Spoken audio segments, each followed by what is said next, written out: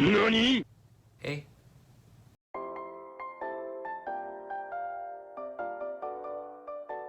Hey guys, what's going on? It's your boy, back at it again with another Minecraft video, and today I'm going to be doing some reflecting on my college admissions journey. So if you've been following this channel for a while, you'll know that back in March I posted my college decision reactions here on YouTube. And if you've already seen that video, you'll know that there are a lot of things I have to be really happy about. I got into some really amazing schools, and now this fall I will be attending Stanford University as a freshman.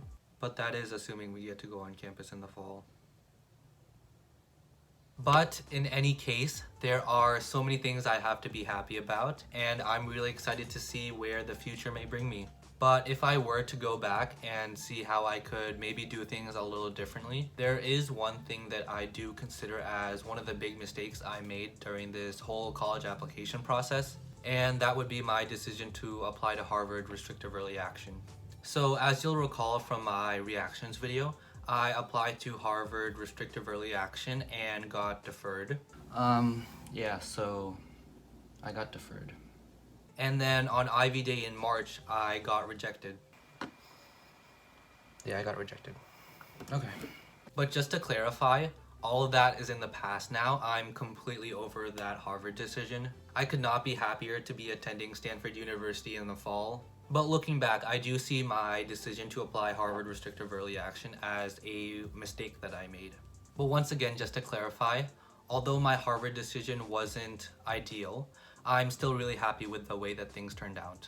My intention in making this video is to give you guys some anecdotal advice so that you can try to avoid the same mistakes that I made when I was applying to colleges. So to give a little bit more background on myself, I am from Massachusetts.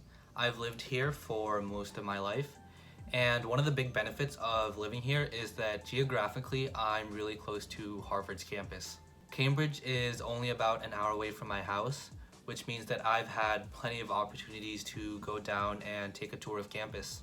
And as a result of visiting Harvard again and again, I really began to see myself wanting to attend school there, because I could see myself as a Harvard student walking around campus and generally just having a really great experience there. And just like everyone else with Asian parents, I've heard a lot about how Harvard is the best school out there in the world and how the academic experience at Harvard is unlike anything else out there. So I'd say that from a pretty young age and into middle school and through high school, I've always had my eyes set on Harvard because I really wanted to pursue that ideal college experience that I've heard so much about. And then so almost a whole year ago already, I began my college application process and began working on my Common App. So with Harvard, I decided to apply Restrictive Early Action. And if you aren't familiar with that, Restrictive Early Action is basically one of the admissions timelines that some selective schools have. And if you apply to a school Restrictive Early Action,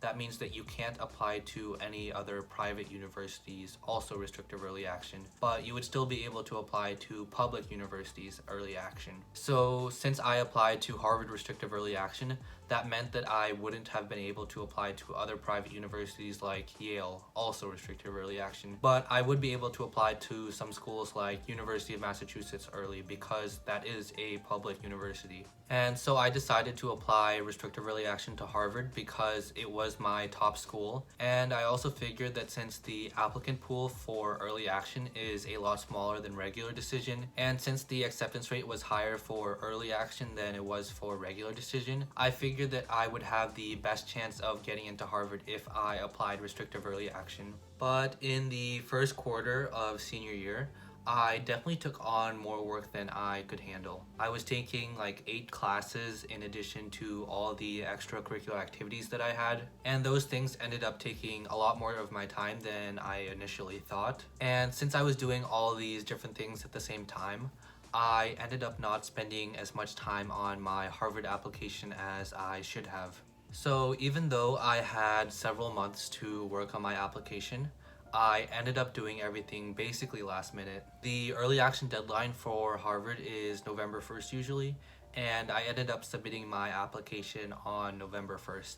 And looking back at the application I submitted, while it wasn't bad, it definitely could have been better if I had just taken the time to work on it for a little bit longer. If I had decided to apply regular decision instead, I would have had a couple more months to work on it, and I think that my application at that point could have been a lot better. But obviously that isn't what ended up happening. I did apply early action and I got deferred, which basically means that my application would be reconsidered with the regular decision pool. And as you guys remember from my college decision reactions video, on Ivy Day I got rejected from Harvard. Yeah, I got rejected. Okay. But once again, I just want to say that I'm not here to lament my past actions or anything, because whatever happened, happened. And even if I did apply regular decision to Harvard instead, that doesn't necessarily mean I would have gotten in. Honestly, at this point, it's like whatever. I didn't get into Harvard, but that's fine because I got into Stanford and I'm super happy about that. So everything worked out in the end. So as I do some more reflection, I would say that my decision to apply restrictive early action to Harvard, even though my application itself wasn't completely ready, stems from my misconception that applying early action would give me a better chance of getting into a school. Because I figured that since there were less applicants in the early rounds and a higher acceptance rate overall, that meant that I would have a much better chance if I applied early than regular. Because in the regular decision pool, there's a much higher number of applicants, which means that the acceptance rate for regular decision is going to be a lot lower than for early action. And in some cases, a school might even fill a majority of their incoming class with early action applicants. So with all these different things in consideration, I believe that if I applied to Harvard early action, then I would have the best chance of getting accepted. But something that I didn't consider as much at the time was the actual makeup of the early application pool. So a lot of the things I'm about to say come from an article I read, so I'll link it down below if you guys are curious and want to read more about it. So one of the reasons why the early application round has a higher acceptance rate than the regular decision round is the makeup of the early application pool. So at a lot of schools in the early rounds, you're going to see a lot of recruited athletes and legacies applying. And obviously I don't want to diminish the hard work that these students still have to put in, but being a legacy or a recruited athlete is definitely a hook that is going to help boost their chances of getting into the school. So as we learned from the Harvard case, having that legacy status is a factor that admissions officers are considering, which essentially means that being a legacy is going to help boost your chances of getting into schools like Harvard. That obviously doesn't mean that being a legacy guarantees that you get into a school, but the Harvard data does show that the acceptance rate for legacies is a bit higher than it is for regular applicants. And the admissions process for recruited athletes is a lot different than it is for regular applicants and even legacy applicants.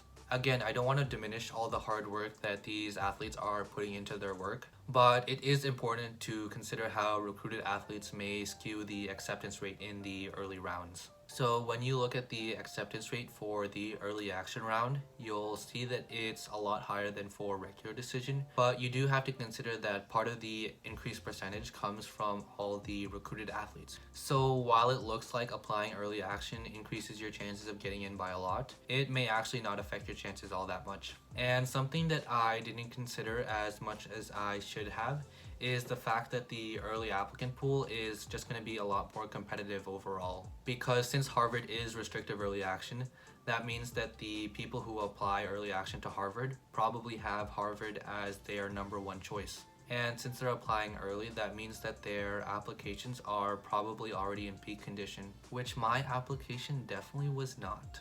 So I think that I definitely could have used those 2 months to work on my application a lot more, because when I look at the applications for schools that I applied to regular versus early, the essays that I wrote for regular schools were a lot better than those of my early schools. And that makes sense, because if I applied to schools later in the year, that means that I would have had more experience writing college essays, which means that the essays that I wrote later are going to be better than the ones that I wrote earlier. So could I have fared better if I applied regular? Who knows? But one thing that I can say is that if I did apply regular, then my essays probably would have been better. After I was deferred from Harvard, I didn't have the chance to revise my essays. So the application that they looked at in January or February is the same exact one that they looked at back in November. But honestly, there's no point in getting too hung up on it because what happened, happened. And if things were different, they would be different. If I had had more time to write my essays, would I have done better? Who knows? But it doesn't matter because what's in the past is in the past. But in any case, everything worked out a-okay in the end because I get to go to Stanford University. So honestly, it was a pretty happy ending overall, even though I didn't get the initial result that I was looking for. So I suppose my key takeaway for this for you all is that if your application isn't in its peak condition for early action, then just apply regular decision.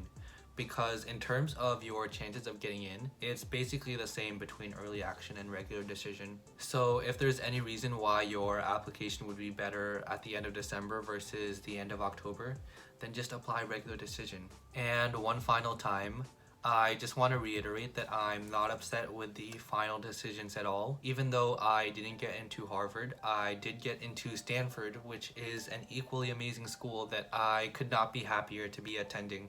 My intent in making a video like this is to share my experiences with you all so that you guys can have some more anecdotal evidence with which you guys can help better inform your actions as you go through the college application process yourself. And to everyone in the middle of their college application processes watching this video, I wish you the best of luck. And that's gonna do it for today. So if you enjoyed the video, please be sure to leave a like and comment down below. And don't forget to subscribe for some more great content. I'm trying to start uploading 3 times a week, so if you guys would like to stay up to date on my high school and college related content, please feel free to subscribe because it really helps me out. That's all for today, folks, so I'll see you next time. Bye!